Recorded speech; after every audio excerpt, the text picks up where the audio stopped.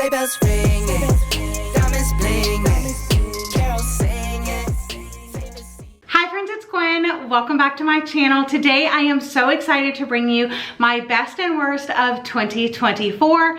This is going to be my 10th year doing this video. I started this back in 2015 and I've been doing it consistently ever since. It's become one of my favorite ways to wrap up a wonderful year of reading. So that's what I'm here to do today. But before we get into my best and worst list, I did want to say a huge thank you to everybody who have been watching and supporting me throughout the month of December. I decided to take on Bookmas this year, posting a new video every other day throughout the month. This is the last video, but it was a huge project that I wanted to tackle. I was able to share a lot of fun content with you. I know you can get overwhelmed this time of year because a lot of content creators are sharing extra content. I just want to let you know that I appreciate, even if you've watched only one video, if this is the first video, that's fine too. I just wanted to say thank you so much for supporting me this time of year. But it's time to get into today's video. So every year I share a top 10 best and a top 10 worst. And I like to start with the worst to get that kind of bad juju out of the way first. And then we can hop into my favorites of the year. I do a top 10. I do rank the books. So let's jump into the worst books that I read this year, 2024. Starting at number 10, working up to the worst book that I read is The God of the Woods by Liz Moore. This is a mystery thriller, at least it is marketed that way, about a summer camp where a woman goes missing. However, it really doesn't focus on that. It focuses on the family that owns the camp, and it has several different POVs throughout different timelines, and you're just learning more about the family and the town and the connections, and the mystery really does take a back seat. It's very slow paced, very character driven, and I don't think Liz Moore's writing is for me. But if you're looking for a mystery thriller, I wouldn't necessarily recommend this. I would say if you like literary fiction novels, but you also enjoy family dramas and mysteries, kind of a mashup of those, then you would enjoy this book. But I ended up rating that book 2 stars. Coming in at number 9 is Educated by Tara Westover. I have previously DNF'd that book twice, but I was challenged by a friend to actually read and complete the book, so I did. And unfortunately, this book is not for me. It's much like The Glass Castle by Jeanette Walls. It's a memoir of a girl that had really different, unorthodox childhood, what her parents believed and how they raised her, poor, backwoods Appalachia, and how she went on to get educated. Unfortunately, the writing did not give me the emotional impact that a story of this caliber deserves. So it wasn't so much the story or her life, but it was just the writing itself that wasn't pulling me into the story, making me gripped, making me concerned, making me emotional, that had me turning away from this one. I ended up rating that story 2 out of 5 stars as well. Coming in at number 8 is Where the Reckoning Comes by Latanya McQueen.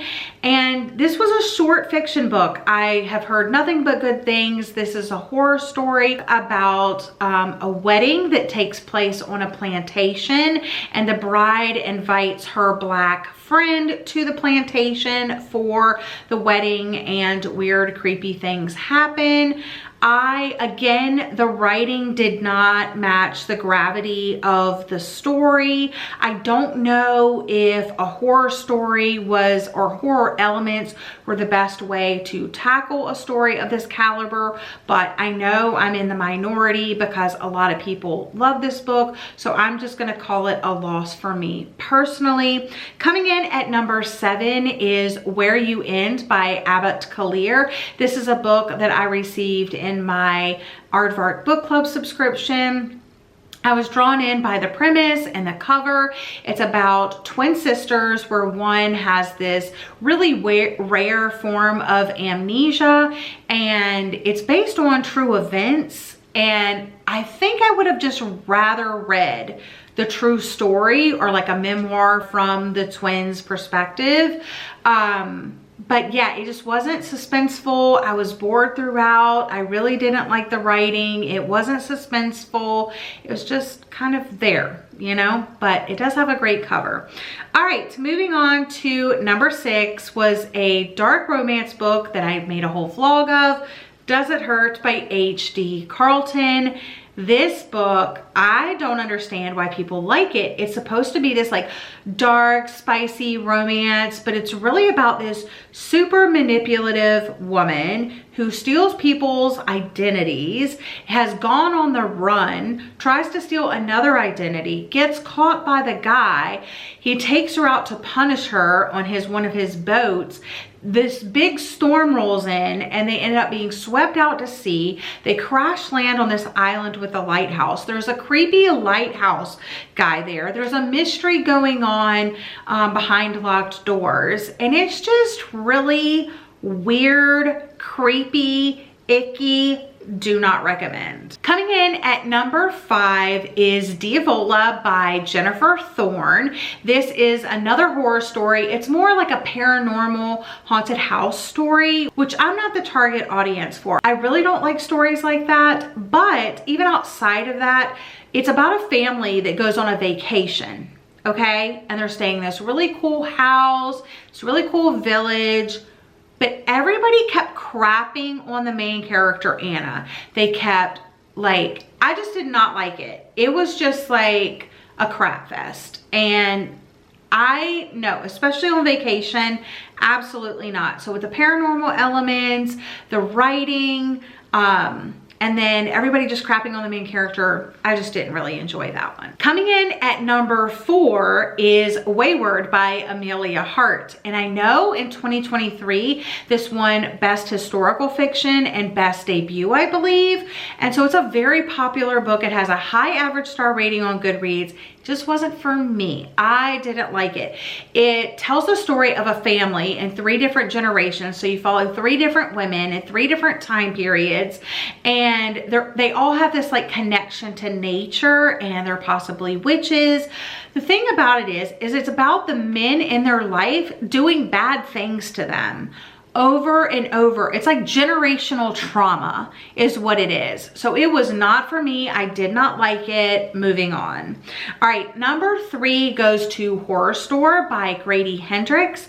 I have really enjoyed some Grady Hendrix books in the past, but this did not work for me. The only thing this book has going for it is the layout of the book looking like an IKEA catalog, and the setting of the book is this like IKEA-esque store. And so the layout of the book, the pictures, the order form, just all of that worked. But what didn't work was the story. So the story starts off well enough. It's about a IKEA-esque store that every time the employees go in there in the morning to like, you know, open up the store, there's weird things in the store, like things are messed up, or they'll see graffiti or something like that. They're like, what is going on? So the manager like gets a crew to come in overnight and stay overnight in the store to see if they can catch who or what is doing this to the store. And it goes in this weird, strange route. The further you get into the book, the stranger and weirder it gets. And I just don't like strange, weird books. Coming in at number 2 was I Was a Teenage Slasher by Stephen Graham Jones. This is a slasher book about this teenage boy. Something happens to him. I don't want to tell you what, but it does happen at the beginning of the book, and it upsets him, and he goes on a path for revenge. I thought the reason that he went on his path for revenge was absolutely ridiculous.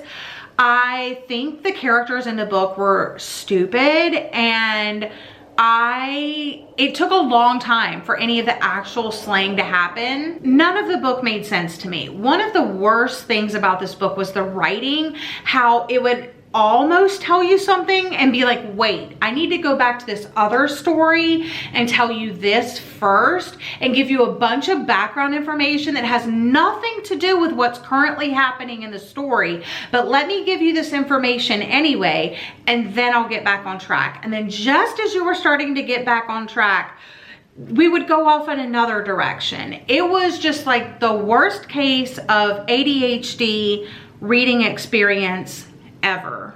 But the only thing that made it worthwhile, and the only reason I did not DNF this book, is because I was buddy reading it with my friend Jules, and we had so much fun roasting this book. But definitely check out my vlog if you're interested in more of my thoughts. And the worst book that I read in 2024 was one of my most anticipated books. So Thirsty by Rachel Harrison. If I'm not mistaken, I'm pretty sure this is Rachel Harrison's second time in a row of being my #1 least favorite book of the year.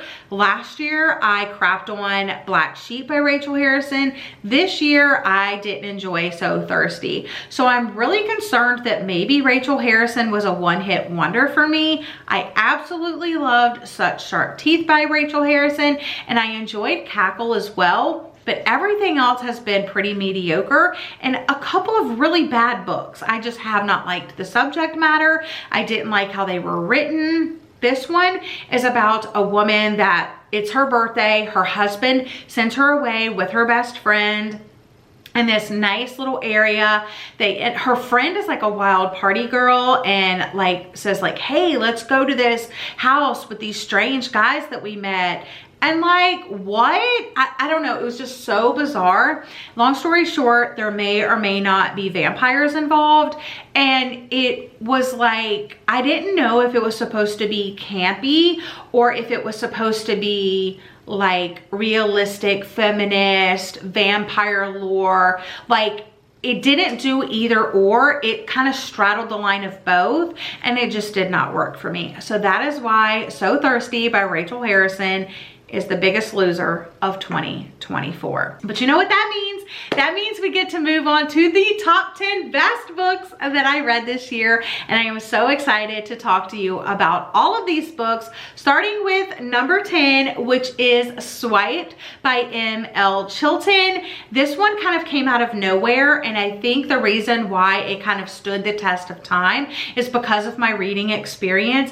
It's pretty rare that I go to the bookstore and see a book that nobody has talked about and I haven't heard anything about that I'm interested in, that actually is calling me in saying, buy me, take me home, read me right away. Well, that's what happened with this book, and I really loved it. So this story is about our main character who is dating.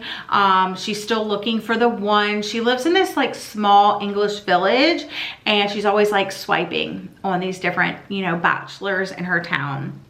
Well, she goes on a lot of bad dates, so she's still looking. But then she hears about these string of murders that's happening in her town, and all of the murder victims have one thing in common that she knows about. It's that she's dated all of them.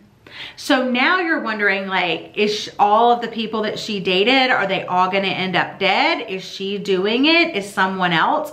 What's going on? It was short. It was fast paced. It was just so much fun. And again, I really loved the reading experience. Coming in at number 9 is Same Bright Stars by Ethan Joella. This is the first book that I read by the author. I got this one from Book of the Month. I was a little hesitant because I've never read anything from the author before, and I wasn't a super fan of the cover, but I am a super fan of this book and Ethan Joella's writing. Ethan Joella has a way of writing mundane, everyday life circumstances, situations, feelings in such a beautiful, magical way. And this really was a character-driven story. It did have a plot, yes, but it takes place in Rehoboth Beach, Delaware, which is this small coastal beachy town. And there was this company going along the boardwalk buying up all of these mom and pop businesses. And the main character works at his family's restaurant, and he's trying to like hold it together, but he's thinking about retiring and giving up the business. But it's a lot about like, should he do that? Does he still love this business? It's also just like a love letter to the small beach community. But again, the small, everyday, mundane tasks, things, emotions are all packed in here. And I just absolutely adored the writing. So that's why it made it onto this list. Coming in at number 8 is Love Unwritten by Lauren Asher. This is the second book in the Lakefront Billionaire series. The first book, Love Redesigned, made it onto my best books last year. So that makes me so happy that the second book lived up to the first. This one follows a grumpy single dad named Raphael, and he has a son that has some type of like medical condition, and the nanny, Ellie, ends up going with them on vacation to help Raphael out. And of course, it's Raphael's and Ellie's love story. I love the single dad trope. I love the billionaire trope. And this one was a slow burn, so romantic, a little spicy, but also so wholesome because of the family aspect. I just absolutely love this series. Coming in at number 7, this one kind of shocked me, Expiration Dates by Rebecca Surley. This one has a magical realism element to it because it's about our female main character who all of her life, anytime that she's dated a guy, she receives a note with their name and the amount of time that she's gonna be in a relationship with that person. And so all of her life, she's kind of lived by these notes. It would say, you know, Brandon, 4 years, Daniel, 2 months, or whatever. And she always went based on the notes and dated according to the notes. And it always kind of like her life just kind of always worked out that way. So one day she receives a note with a name with no expiration date on it. So what does that mean? I absolutely adored the romance in this one. It is short, it is sweet, it packs a punch, and that's why it made it onto this list. If you like books like Ashley Poston with that magical realism element, you might like this one as well. Coming in at number 6 is Very Sincerely Yours by Carrie Winfrey. This book is taking me by surprise that it made it onto my favorites, because if you would have asked me in the first 50 pages of the book if I thought it was going to be on my favorites, I would have laughed, because this book is very quirky. I've never read anything by this author before. This was my first, and it was just unlike any other romance book I had ever read. It has a lot of family, it has a lot of friendship, it has some very unique elements to it. The guy is like Mr. Rogers. It's also like a You've Got Mail situation where these two people are exchanging like letters, and then they meet, and then I don't know, it just has kind of everything that you would want in like a good rom-com that's quirky and wholesome, and like, I don't know. I ended up absolutely adoring this. It does take place, or I don't know if it's all in fall, but it's very fall inspired. So I would recommend reading it in the fall, because there's definitely like a Halloween party and a couple of Halloween scenes in it, but it will definitely pull at your heartstrings too. Coming in at number 5 is Ready or Not by Cara Bastone. This is another one that completely shocked me. I was really drawn in by the cover, to be completely honest. I've never read like a unexpected pregnancy trope romance before, but that's what this one was. So our main character, all of the characters are like older. It's not like a teenage pregnancy thing, but the adults acted like adults. They talked about their feelings. They communicated with each other. It was kind of strange in the best way possible. But the book actually starts with her like in the doctor's office, and it's an unexpected pregnancy. So it was basically a one-night stand. And so she's dealing with a lot of emotions, not knowing if she wants to be pregnant, if she'll be a good mom, how her body is changing, how her life is going to change, what pregnancy looks like over the next 9 months. She has a lot of questions and concerns that she expresses with her doctor, but that she's also thinking about internally. She initially doesn't tell anybody at her job that she's pregnant, but then obviously eventually she needs to. She also talks to her best friend about it, but her best friend has infertility issues, and I also have infertility issues, so I can understand like being super excited for your friend but also sad for yourself. So I really understood her friend and some of the conversations had between them. I also like that she did approach the guy that she had a one-night stand with, and they talked it out like adults would. The romance that develops in here was so sweet, so wholesome. I was crying, laughing, and kicking my feet. It was so adorable, so wholesome.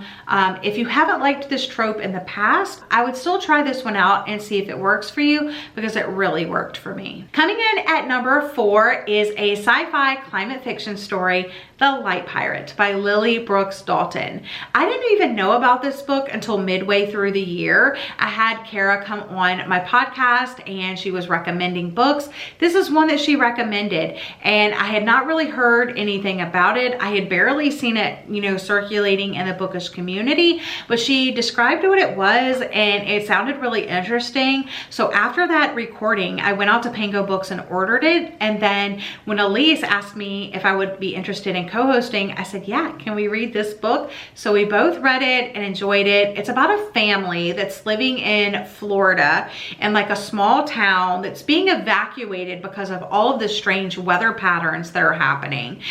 And it starts in part one way, and then it kind of changes in part 2, and you follow Wanda as she, you know, as she gets older and older and older throughout the story. But just how resilient and adaptable she is, and how she forms relationships with people. It was just such a beautiful story, found family trope, strong women. It was a really good family story. It was sad at times, it was happy at times, it was magical at times. I highly recommend this, and if you're interested in more of my in-depth thoughts, definitely check out that discussion because it was a good one. Coming in at number 3 was Just for the Summer by Abby Jimenez. And this probably would have been higher if I hadn't read a couple of series this year, but I adore Abby Jimenez. This book is absolute perfection to me. This one follows Emma and Justin, who both have this curse. They date people, and when they break up with them, that person goes on to find the one.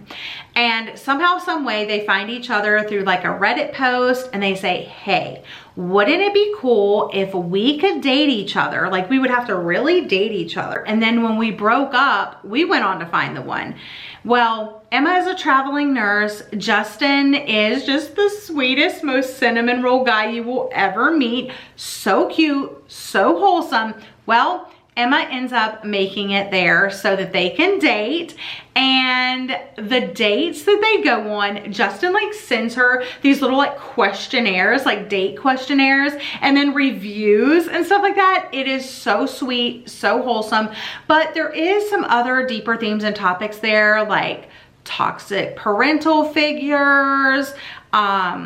There's other things as well that I just want you to discover for yourself, but it has funny scenes, it has sad scenes, it has tie-ins to other books and other characters in her series. And it was just a fun summer read that you don't necessarily have to read in the summer, but I would recommend it in like the spring or summer to read it, because it will definitely just like give you all of the feels. Coming in at number 2 is the Inheritance Game series by Jennifer Lynn Barnes. I can't pick a favorite. The reason why this series is even on my list is because I have read every single book up to publication order for this series with my patrons, the Night Owls, starting in July. Every month we read a different book, and then we had a discussion for the book in depth, talking about our favorite characters, the plot points, the puzzles, games, and clues. And we have just absolutely loved getting to know the characters and seeing how the series progressed, because originally it was just one book, and then all of a sudden it was a trilogy, and then all of a sudden there was a 4th book. And now there's a spin-off series, and now there's a collection of short stories. So this series just keeps growing and growing. And I know technically The Grandest Games is like a spin-off series, but I'm including it all in this number 2 spot because getting to know the characters over such a long period of time, you get to know them. They become real people. They become your family. They become your friends. You end up rooting for different characters. You end up like falling in love with different characters. You hope that certain characters end up together. You want other characters to kick dirt, you know, like it's just so fun. And the Hawthorne brothers is what makes this series. Like, I love those boys with my whole heart. And it all starts off with this girl named Avery that gets a letter that says, hey, come to this will reading for your grandfather. But she's like, I don't have a grandfather and I don't know this guy. But Tobias Hawthorne is gonna leave her billions of dollars. All she has to do is stay in this estate for 1 year and then she can collect her inheritance. But of course, the brothers and the family are a little shook up by this. So there's a game afoot and you're going through these like games and clues and riddles to figure out, why did he leave the money to Avery? And who is Avery? And why did she get all the money? I, again, love that billionaire trope of someone inheriting a bunch of money and figuring out like why and what they're gonna do with it. But more so than that, I just fell in love with the characters. But I also really liked the games and puzzles and stuff. And I continue to read this series. I'm actually currently reading Games Untold, which is the collection of short stories in the Inheritance Game series. Like there's a timeline that shows you when the stories happened within this series, but I'm just really enjoying that reading experience. And yes, we are all looking forward to Glorious Rivals, which is expected to release next year. And we will be reading and discussing that together. But that's also been a big part, is reading and discussing. All of my copies of all of my books are tabbed up because I am just like highlighting and tabbing like crazy. But yeah, this series holds a special place in my heart, and so do the characters. All right, so now we are on to my favorite book of 2024, and it is probably gonna be unexpected to a lot of you. Maybe not so much my patrons, because I have raved about these books so much. Yeah. I'm talking about None Shall Sleep and Some Shall Break by Ellie Marney. Now this is only the first 2 books in this series. The 3rd book is set to release in February and I am 100% going to be reading it right away. But this series just combines my favorite things like Criminal Minds, Mind Hunters, the Natural series by Jennifer Lynn Barnes, Silence of the Lamb, Hannibal. It's fast paced. The characters are interesting. You're like following like serial killers and talking to serial killers and FBI cases and like true crime things. Like this book has a little bit of romance, a little bit of pining, deaths that are unexpected. Like this book, I am still obsessed with it. It's all of my favorite things in one book. Like how could I not be obsessed? So this is a YA mystery thriller about Emma Lewis, who is a survivor of a serial killer, and Travis Bell, who is a FBI recruit, I believe. They're both teenagers. They're recruited by the FBI. They're taken to Quantico, Virginia, and their job is they are going to be interviewing young serial killers, people behind bars that have been caught, to try to get into their mind, a la Mindhunter style. So they go there, they're doing their thing, and then they somehow get involved in an active case. And during that active case, Emma goes to talk with a young serial killer, kind of like a Hannibal Lecter kind of situation, but it's more Hannibal than Silence of the Lambs yet. So because he gets into a cage, like just imagine that scene in Hannibal where he's in that room with the cage and the music and all of that. That's like straight, like it is direct inspiration. So she goes and she starts interviewing this young serial killer called Simon. His twin sister gets involved. Like it is so detailed, so fun, so fast paced. Like I picked it up and could not put it down until I was done reading it. Now, like I said, it is marketed as a YA mystery thriller. It's more adult, I think. I think the only reason it was marketed as YA is because the characters are that age. But everything else, it feels like an adult novel, an adult TV show, an adult movie. So I would highly recommend it. If you want a recommendation from me, I'm gonna tell you None Shall Sleep. And if you have somehow read None Shall Sleep and you haven't read Some Shall Break, you're missing out because it's also a 5 out of 5 stars. I'm obsessed with it, okay?